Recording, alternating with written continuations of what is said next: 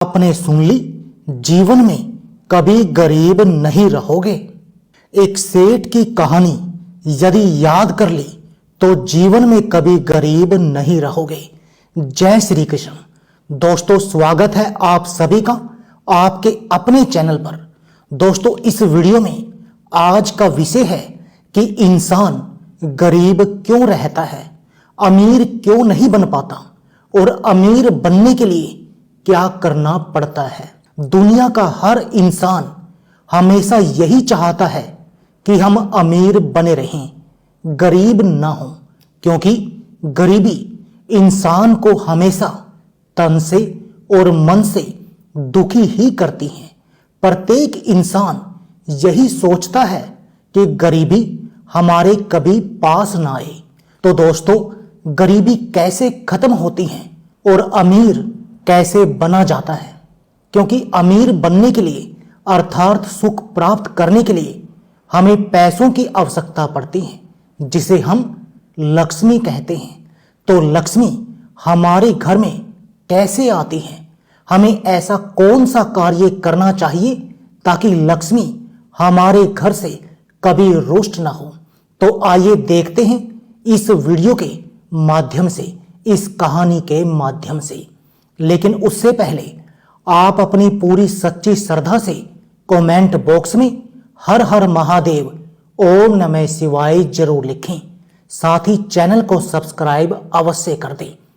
हे लक्ष्मी माँ, जो भी इस चैनल को सब्सक्राइब करें और इस वीडियो को लाइक करें, उसके घर में कभी भी धन की कमी ना रहे, उसका पूरा परिवार हमेशा हंसता मुस्कुराता कुशल मंगल रहे। दोस्तों, एक समय की बात है, एक सेठ जी थे। सेठ बड़े धनवान थे। मां लक्ष्मी उन पर बहुत प्रसन्न थी। दोस्तों, सेठ एक बार रात्रि में विश्राम कर रहे थे, अर्थात सो रहे थे। उसी समय मां लक्ष्मी सेठ जी के सपने में आई और कहा, सेठ जी, हमें तुम्हारे घर में रहते हुए 50 वर्ष हो गए हैं, परंतु अब मैं तुम्हारे यहां से जाना चाहती हूं। सेठ यह सुनते ही व्याकुल हो गए और कहा, लक्ष्मी माता, आप मत जाना। मां लक्ष्मी बोली, क्यों? तब सेठ जी बोले, माता लक्ष्मी, एक तुम ही तो हो जिस वजह से लोग हमें सलाम करते हैं और हमारी इज्जत करते हैं। अगर तुम चली गई तो हम खाकपति हो जाएंगे, हम करोड़पति या अरबपति नहीं रहेंगे, अर्थात हम भिखारी बन जाएंगे। हे माता, तुम्हारी वजह से मैंने प्रेम व्यवहार, रिश्तेदारी और मंदिरों में जाना बंद कर दिया है। यह सुनकर के लक्ष्मी कहने लगी, हे सेठ जी, मैंने तुमको कब मना किया था कि तुम हमारे पीछे इन सब को छोड़ दो, अपनी भक्ति छोड़ दो, मंदिरों में जाना छोड़ दो या अपने रिश्तेदारों से, प्रेमियों से प्रेम व्यवहार करना छोड़ दो। दोस्तों, माता लक्ष्मी ने यह शब्द सेठ जी से कहे और फिर कहा, सेठ जी, मैं जाऊंगी जरूर, मैं एक जगह हमेशा नहीं ठहरती हूं। सेठ जी बोले, जाओ, फिर मैं क्या कर सकता हूं? तुम्हारे जाने के बाद तो मैं भिखारी हो जाऊंगा। मैं आपसे बहुत प्रेम करता था। सेठ जी की बात को सुनकर के तब लक्ष्मी माता कहने लगी, सेठ जी, मैं तुम्हें एक वरदान देकर जाऊंगी, घबराइए मत। 2 वरदान नहीं दूंगी, बहुत सोच समझकर मांगो।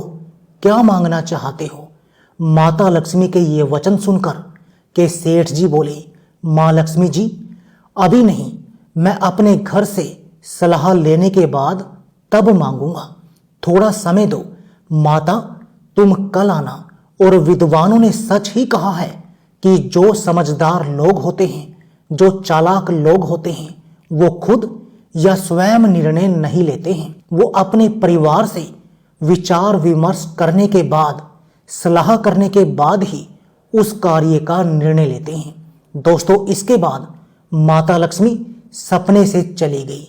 सेठ जी सुबह अपनी चारों बहुओं के पास में पहुंचे और अपनी चारों बहुओं से कहने लगे, बेटा, अब हम भिखारी बनने जा रहे हैं।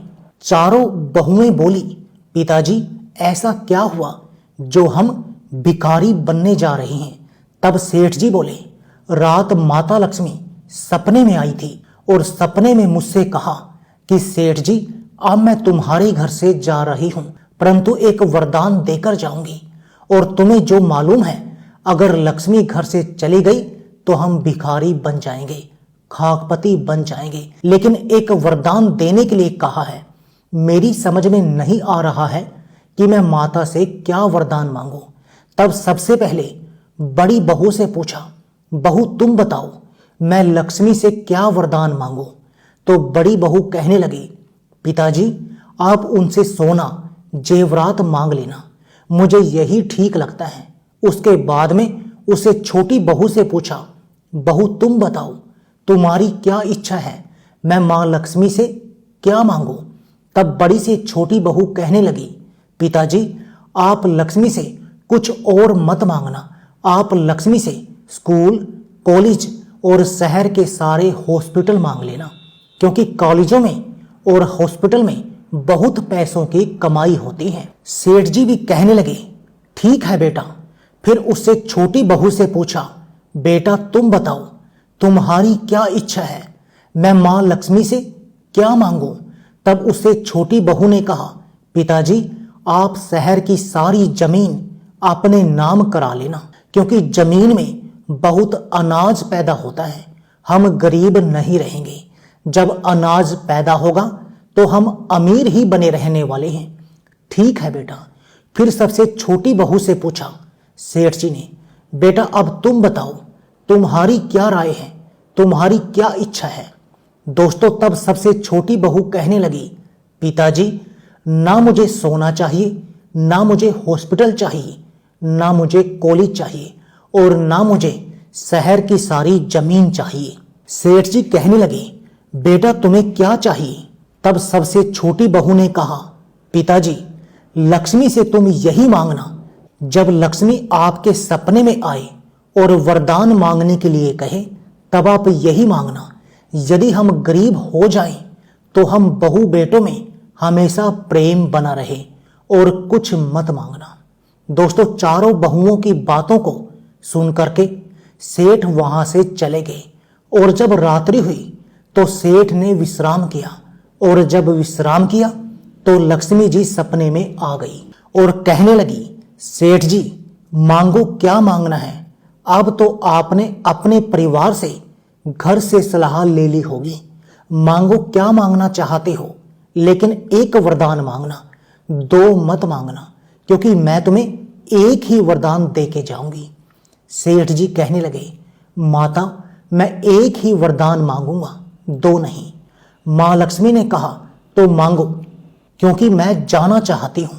सेठ जी कहने लगे, हे माता यदि आप चली जाओ तो हमें एक वरदान ये दे करके जाओ, आपके जाने के बाद हम गरीब तो हो जाएंगे, यह बात निश्चित है, लेकिन जब हम गरीब हो जाएं तो हम और हमारे बेटों में और हमारी चारों बहुओं में अर्थात मेरे पूरे परिवार में हमेशा प्रेम बना रहे और हमें कुछ नहीं चाहिए। सेठ जी की बात को सुनकर लक्ष्मी कहने लगी, खूब समझ लो, ठीक से समझ लो, फिर दोबारा से सोच लो, कहीं ऐसा ना हो कि तुम लोग अपनी इच्छानुसार वरदान मांगने से डगमगा जाओ।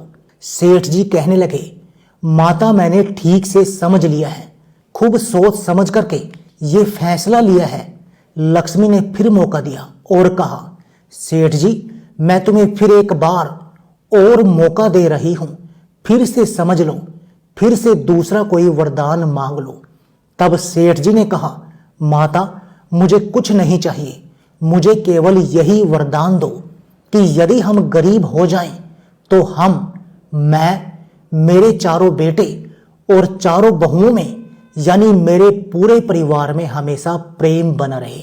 दोस्तों सेठ जी के ये वचनों को सुनकर माता लक्ष्मी बहुत प्रसन्न हुई और कहने लगी, सेठ जी अब तुम चिंता ना करो, आज के बाद मैं तुम्हारे घर से कभी नहीं जाऊंगी। सेठ जी कहने लगे, माता आप तो कह रही थी कि मैं जाना चाहती हूं, अब ऐसा क्या हुआ कि अब आप मेरे घर से नहीं जाओगे। तब लक्ष्मी ने कहा, हे सेठ जी, यही तो कारण है कि जहां प्रेम होता है, जहां सहनशीलता होती है, जहां परिवार में एक दूसरे से प्यार होता है, एक दूसरे से प्रेम करते हैं, जहां क्लेश नहीं होता या लड़ाई झगड़ा नहीं होता, वहीं तो हमेशा मैं रहती हूं। और जब तुम्हारे घर में प्रेम रहेगा तो मैं कैसे तुम्हारे घर को छोड़ के जाऊंगी, कदापि नहीं जाऊंगी। इसलिए तुम बेफिक्र हो जाओ, आज के बाद मैं तुम्हारे यहां से कभी नहीं जाऊंगी। दोस्तों, तो सेठ जी ने जब माता लक्ष्मी के ये वचन सुने तो खुशी से चेहरा खिल उठा और बार बार माता को प्रणाम किया। तो दोस्तों, इस कहानी से हमें यही शिक्षा मिलती है कि जिस घर में यदि कलह रहती है, जिस घर में लड़ाई झगड़ा रहता है, तो उस घर को लक्ष्मी हमेशा के लिए छोड़ जाती हैं। और जहां से जिस घर से लक्ष्मी चली जाती है तो वो घर हमेशा के लिए गरीब ही हो जाता है। तो दोस्तों, इंसान के जीवन में इस तरीके से गरीबी आती है। और दोस्तों, जहां प्रेम होता है, जिस घर में कलह लड़ाई झगड़ा नहीं होता, वहीं लक्ष्मी का वास होता है और वही इंसान सुखी रहता है और उसी घर में हमेशा अमीरी भी रहती है। तो दोस्तों, आपने जाना कि किस तरीके से इंसान पर गरीबी आती है और किस तरीके से इंसान पर अमीरी आती है। तो दोस्तों, कैसी लगी हमारी ये कहानी सेठ जी की? अगर ये कहानी आपको अच्छी लगी हो, पसंद आई हो, तो कमेंट में जय मां लक्ष्मी जरूर लिखना और हमारी इस वीडियो को लाइक और शेयर जरूर करना। हमारे चैनल को भी सब्सक्राइब करना। जय श्री कृष्ण।